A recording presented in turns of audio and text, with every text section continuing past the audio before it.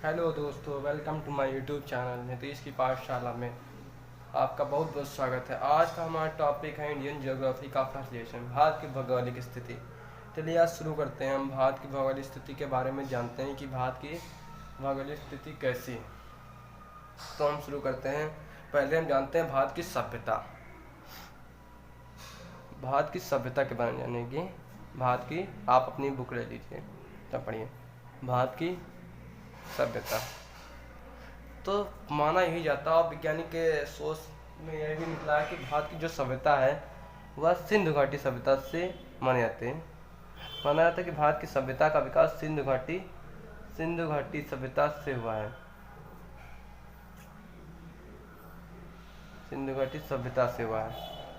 तो उस समय सिंधु घाटी सभ्यता अपने समय में बहुत ही विस्तारित सभ्यता थी। मतलब कहने का मतलब है वह एक शहरी सभ्यता थी, ग्रामीण सभ्यता नहीं थी।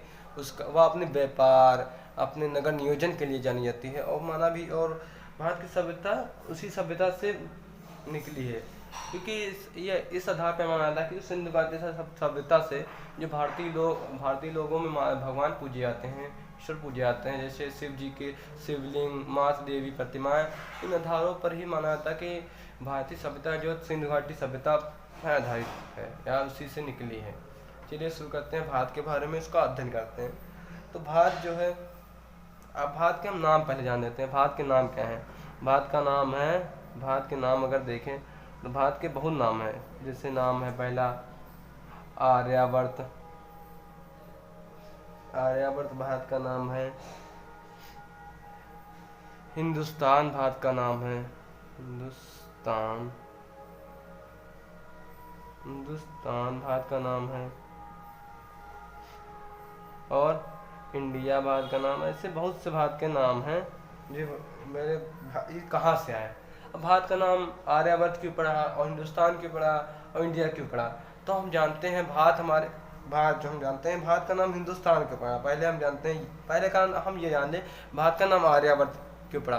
तो प्राचीन समय में जो भारत के उत्तर भारत में आर्य लोग रहते थे। और भारत का नाम, भारत भी आर्य लोगों के राजा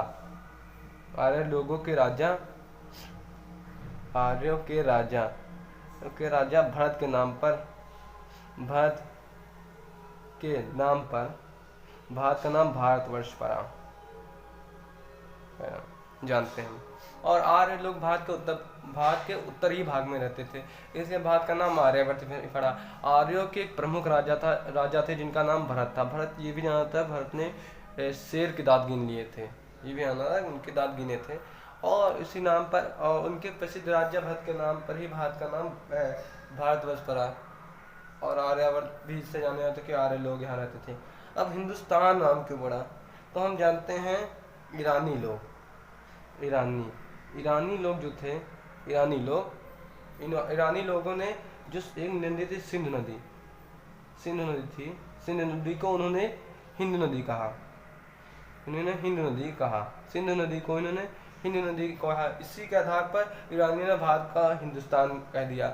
इसी के आधार पर भारत का नाम हिंदुस्तान भी जाना जाता है।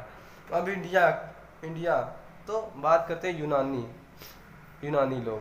भारत में यूनानी लोग भी आए। तो यूनानी लोगों ने भारत की सिंधु नदी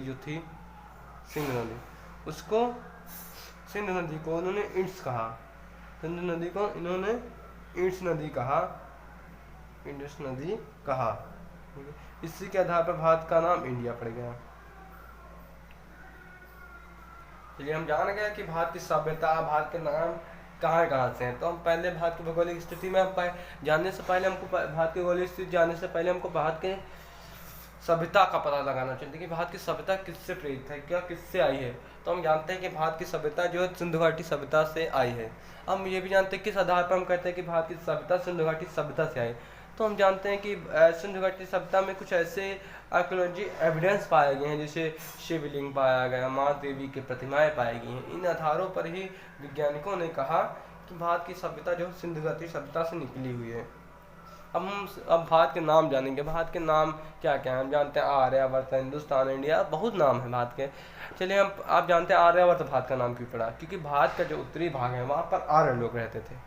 अब आर्य लोग थे इसी के आधार पर भारत का नाम आर्यावर्त पड़ गया। अब उस समय आर्यावर्त के राजा भरत थे, जिनके जिनके नाम पर भारत का नाम भारतवर्ष पड़ा।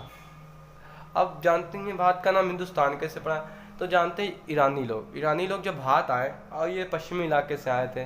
अब ये लोग जब भारत के आए तो भारत में एक नदी पड़ती है पश्चिमी इलाके में, उत्तर पश्चिम इलाके में सिंधु नदी पड़ा, तो उन्होंने सिंधु नदी को हिंदू नदी कह दिया। उसी के आधार पर भारत का नाम हिंदुस्तान पड़ गया। अब हम जानते हैं इंडिया। अब इंडिया भारत को क्यों कहते हैं, इंडिया का नाम कहाँ से, तब यूनानी लोग जब भारत आए थे तो वो भी जानते हैं पश्चिम एशिया से आया था। अब पश्चिम एशिया से आए थे तो सिंधु नदी पढ़ना था। अब सिंधु नदी जब उनके सामने पड़ी तो उन्होंने सिंधु नदी को इंड्स कहा, तो इसी के आधार पर भारत का नाम इंडिया पड़ गया। अब हम जानते हैं भारत की अवस्था तथा विस्तार। अब भारत की स्थिति एवं विस्तार। हम भारत की अवस्थिति एवं विस्तार के बारे में पढ़ेंगे कि भारत है कहाँ। तो हम जानते हैं भारत एशिया महाद्वीप में है। अब भारत एशिया महाद्वीप में कहाँ स्थित है, तो हम जानते हैं भारत एशिया महाद्वीप के दक्षिण मध्य भाग में स्थित है। मध्य भाग में स्थित है। अब भारत की अवस्थिति हम जानेंगे भारत कहाँ पर स्थित है। तो हम भारत जानते हैं, पहली बात तो जान लीजिए भारत एशिया महाद्वीप में स्थित है। तब अब ये तो जानेंगे कि भारत एशिया महाद्वीप में स्थित है, लेकिन हमको ये नहीं पता एशिया महाद्वीप में भारत स्थित कहाँ है। तो भारत एशिया महाद्वीप के दक्षिण मध्य में स्थित है। और भारत को विविधताओं का देश भी कहते हैं। वहाँ पर दक्षिण मध्य एशिया में स्थित होने के कारण भारत को विविधताओं का भी देश कहते हैं। भारत का आकार जान लेते हैं। भारत का आकार कैसा है, आकार भारत का कैसा है, जब आप लोग को पता, मैप के हिसाब से पता ही होगा, ऐसे ऐसे बनता है, ऐसे ऐसे ऐसे ऐसे ऐसे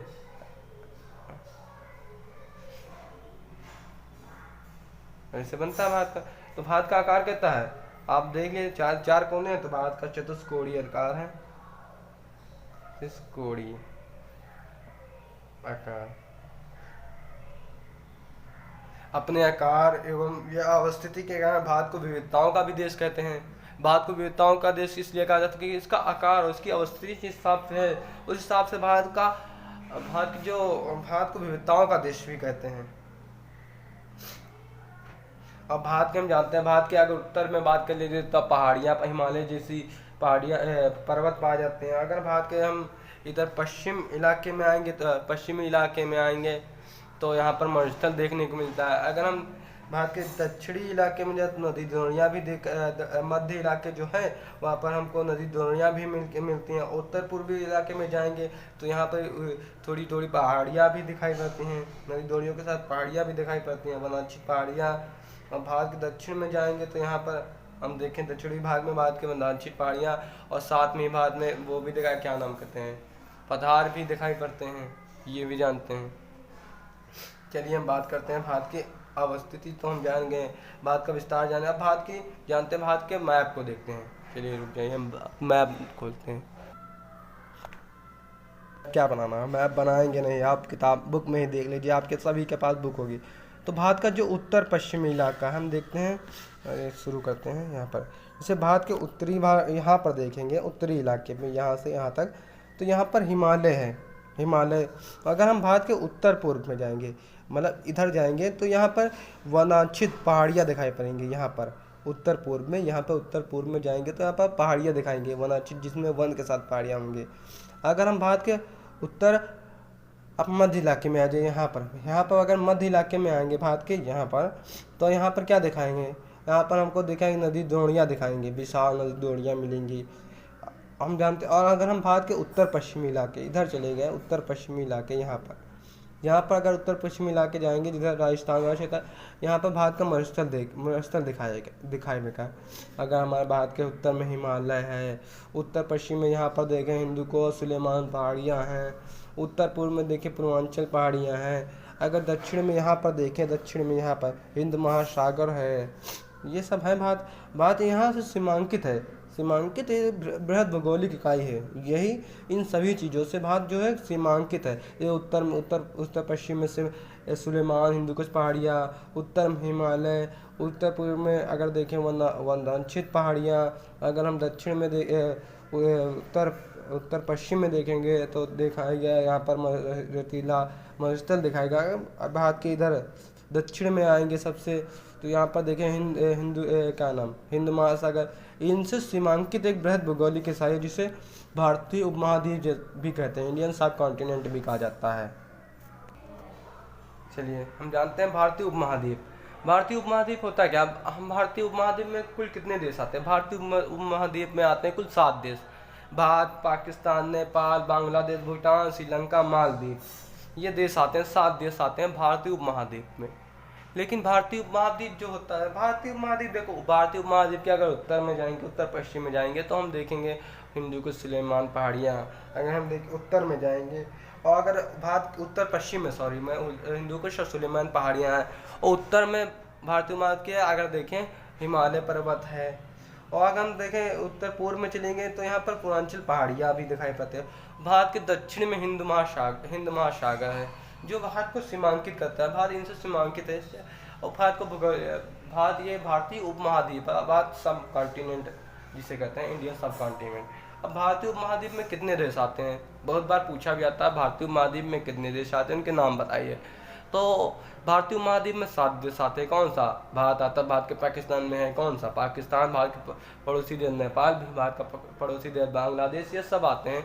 मालदीव और श्रीलंका, भूटान, ये सब भारत के मतलब भारतीय उपमहाद्वीप में देश आते हैं। अगर भारत अपनी जनसंख्या की दृष्टि से बात की जाए तो भारत जनसंख्या की दृष्टि में इस समय करंट टाइम में भारत 1st नंबर पे है। उसने चीन को भी पछाड़ दिया है। तो भारत की जनसंख्या इस समय अगर देखी जाए तो 150 करोड़ हो गई है लगभग। और भारत विश्व में क्षेत्रफल की दृष्टि से देखें तो भारत विश्व में क्षेत्रफल की दृष्टि से भारत जो है 7वें नंबर पे है। पहले नंबर पे हमारा कौन सा देश है? रूस है, कनाडा है दूसरे नंबर पे, तीसरे में अमेरिका है, चौथे में पड़ोसी देश चीन है, 5वें में ब्राज़ील है, और 6ठे नंबर पे देखें तो ऑस्ट्रेलिया है, और 7वें नंबर पे हमारा भारत आता है क्षेत्रफल की दृष्टि से। और जनसंख्या की दृष्टि से भारत ने चीन को भी पछाड़ दिया है करंट टाइम में, जो 1st नंबर पे, जो भी एक समस्या का कारण भी है।